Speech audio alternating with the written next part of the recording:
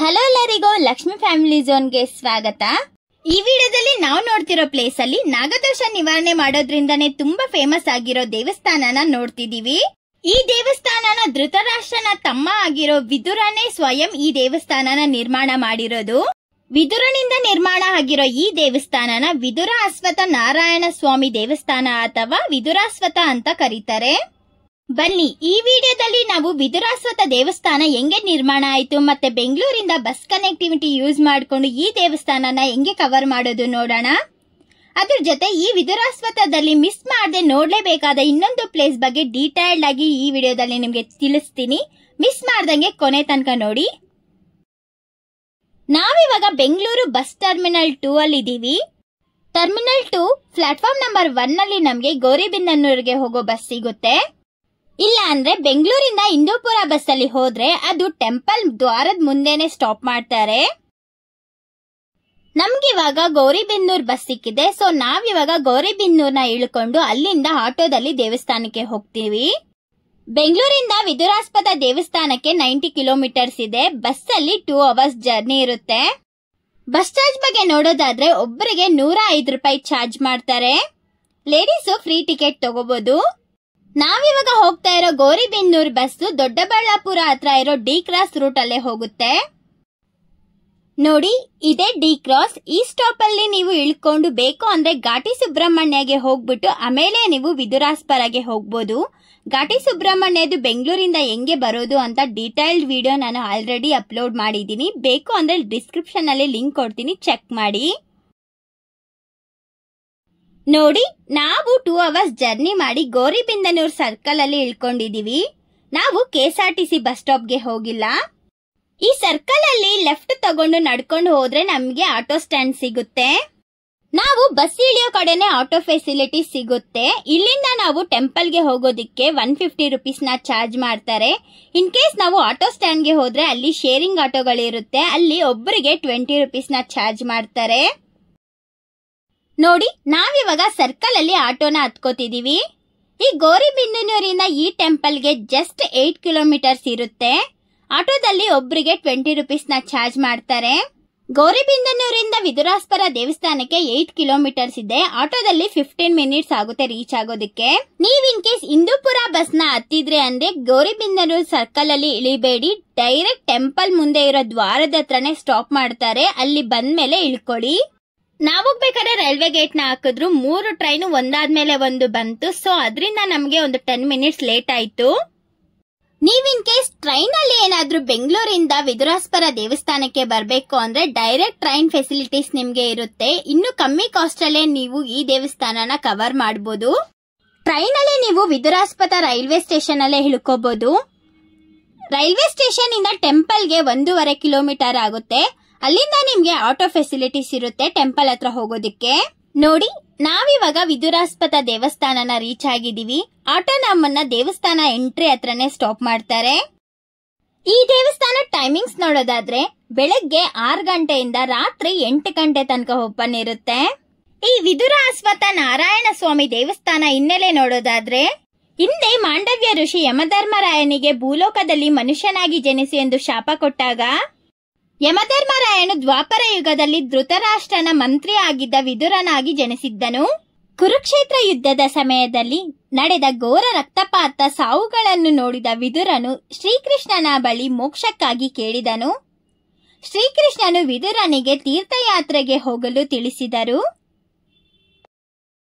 ಆಗ ವಿದುರನು ಅನೇಕ ಸ್ಥಳಗಳಿಗೆ ಭೇಟಿ ನೀಡಿ ನಂತರ ಈ ಸ್ಥಳಕ್ಕೆ ಬಂದರು. ಇದು ಮೈತ್ರೇಯ ಮಹರ್ಷಿಯ ಆಶ್ರಮವಾಗಿತ್ತು. ಈ ಆಶ್ರಮದಲ್ಲಿ ವಿದುರನು ಸುಮಾರು ವರ್ಷಗಳ ಕಾಲ ನೆಲೆಸಿದ್ದನು. ಒಂದು ದಿನ ವಿದುರನು ಇಲ್ಲಿ ಹರಿಯುವ ದಕ್ಷಿಣ ಪಿನಾಕಿನಿ ನದಿಯಲ್ಲಿ ಸಂಧ್ಯಾ ವಂದನೆ ಮಾಡುವಾಗ ಅವರಿಗೆ ಒಂದು ಸಣ್ಣ ಸಸ್ಯ ಸಿಕ್ಕಿತು. ಆಗ ಮೈತ್ರೇಯ ಮಹರ್ಷಿಗಳು ವಿದುರನ ಬಳಿ ತನ್ನ ಮೋಕ್ಷಕ್ಕಾಗಿ ಈ ಗಿಡವನ್ನು ಪೂಜಿಸಲು ಸಲಹೆ ನೀಡಿದರು. ಆಗ ಬ್ರಹ್ಮ ವಿಷ್ಣು ಮಹೇಶ್ವರರು ವಿದುರನ ಭಕ್ತಿಗೆ ಮೆಚ್ಚಿ ಅವರಿಗೆ ದರ್ಶನ ನೀಡಿದರು. ಅದರಿಂದ ಈ ದೇವಸ್ಥಾನಕ್ಕೆ ವಿದುರ ಅಶ್ವತ್ಥ ಅಂತ ಹೆಸರು ಬಂತು. ಈ ದೇವಸ್ಥಾನದಲ್ಲಿ ಇದ್ದ ಅಶ್ವತ್ಥ ಮರದ ಕೆಳಗಡೆ ನಾವು ಅಶ್ವತ್ಥ ನಾರಾಯಣ ಸ್ವಾಮಿ ದೇವಸ್ಥಾನನ ನೋಡ್ತೀವಿ. ನಾವು ಈ ದೇವಸ್ಥಾನದಲ್ಲಿ ಬ್ರಹ್ಮ ವಿಷ್ಣು ಮಹೇಶ್ವರನ ಪೂಜೆ ಮಾಡೋದು ನೋಡ್ತೀವಿ. ಸುಮಾರು ವರ್ಷಗಳ ಕಾಲ ಅವರು ಪೂಜಿಸಿದ ಅಶ್ವತ್ಥ ಮರ ಈ ದೇವಸ್ಥಾನದಲ್ಲೇ ಇತ್ತು. ಆದರೆ ಸ್ವಲ್ಪ ವರ್ಷಗಳ ಹಿಂದೆ ಭಾರಿ ಮಳೆಯಿಂದಾಗಿ ಆ ಮರ ಧರೆಗುರುಳಿದೆ.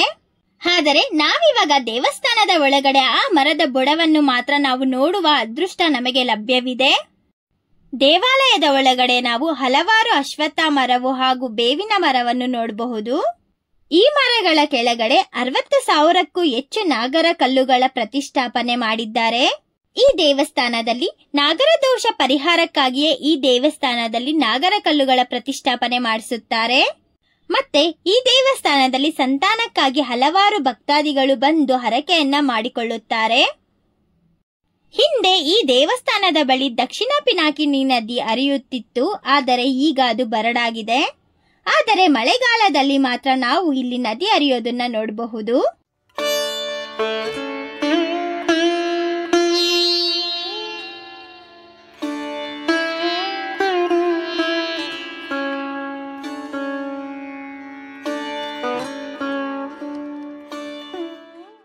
ನಾವು ದೇವರ ದರ್ಶನ ಮಾಡಿಕೊಂಡು ಈಗ ಅನ್ನದಾನ ನಡೆಯೋ ದಾಸೋಹ ಭವನಕ್ಕೆ ಹೋಗ್ತಾ ಇದ್ದೀವಿ.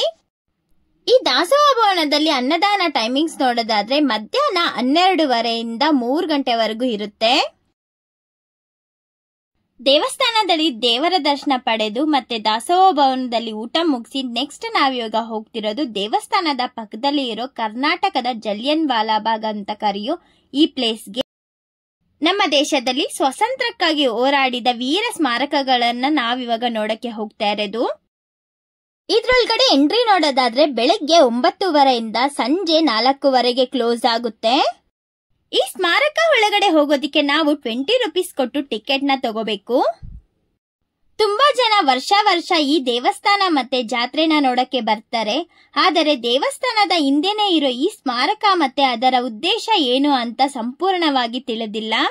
ವಿದುರಾಸ್ಪದ ಸ್ಮಾರಕವು ಕರ್ನಾಟಕದ ಜಲಿಯನ್ ವಾಲಾಬಾಗ್ ಎಂದು ಸಾಮಾನ್ಯವಾಗಿ ಕರೆಯಲ್ಪಡುವ ಒಂದು ದುರಂತ ಕಥೆಯೊಂದಾಗಿದೆ. ಶಿವಪುರದಲ್ಲಿ ನಡೆದ ಸತ್ಯಾಗ್ರಹ ಯಶಸ್ವಿ ಆದ ಕಾರಣ ಏಪ್ರಿಲ್ 25, 1938ರಂದು ಇಂದೂಪುರ, ಗೋರಿಬಿದನೂರು ಭಾರತೀಯ ರಾಷ್ಟ್ರೀಯ ಕಾಂಗ್ರೆಸ್ ನಾಯಕರು ಮತ್ತು ಗ್ರಾಮಸ್ಥರು ಗುಂಪು ವಿದುರಾಸ್ಪರದಲ್ಲಿ ಮೆರವಣಿಗೆ ನಡೆಸಲು ಮುಂದುವರೆದರು. ಅಧಿಕಾರಿಗಳು ಧ್ವಜ ಸತ್ಯಾಗ್ರಹ ಬಗ್ಗೆ ತಿಳಿದು ಇಲ್ಲಿ ಬಂದು ಗೋಲಿಬಾರ್ ನಡೆಸಿದ ಕಾರಣ ಸುಮಾರು 32ಕ್ಕೂ ಹೆಚ್ಚು ದೇಶ ಪ್ರೇಮಿಗಳು ವೀರಮರಣವನ್ನು ಹೊಂದುತ್ತಾರೆ. ಈ ಘಟನೆಯಿಂದಾಗಿ ಈ ವಿದುರಾಸ್ಪದವು ಕರ್ನಾಟಕದ ಜಲಿಯನ್ ವಾಲಾಬಾಗ್ ಎಂದೇ ಹೆಸರು ಪಡೆದಿದೆ. ಈ ಘಟನೆಯಿಂದ ಈ ಸ್ಥಳದಲ್ಲಿ ವೀರಸೌಧ ಸ್ತೂಪಗಳನ್ನು ನಿರ್ಮಿಸಿದ್ದಾರೆ. ನಾವು ಇದ್ರೊಳಗಡೆ ಸ್ತೂಪಗಳು, Veerasoudha, photo gallery, library, open auditorium ಮತ್ತೆ ಚಿಲ್ಡ್ರನ್ಸ್ ಪ್ಲೇ ಗ್ರೌಂಡ್ ನ ನೋಡ್ತೀವಿ.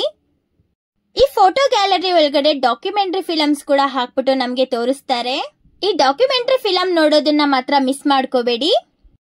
ನಾವು ಇದ್ರೊಳಗಡೆ ಎಲ್ಲಾ ಪ್ಲೇಸಸ್ ನೋಡೋದಿಕ್ಕೆ ನಮ್ಗೆ 1 ಅವರಿಂದ 1.5 ಅವರ್ ಆಗುತ್ತೆ. ನಾವು ಪಾರ್ಕ್ ಒಳಗಡೆ ಎಲ್ಲಾ ನೋಡ್ಕೊಂಡು ಈಗ ನಾವು ರಿಟರ್ನ್ ಹೋಗ್ತಾ ಇದೀವಿ.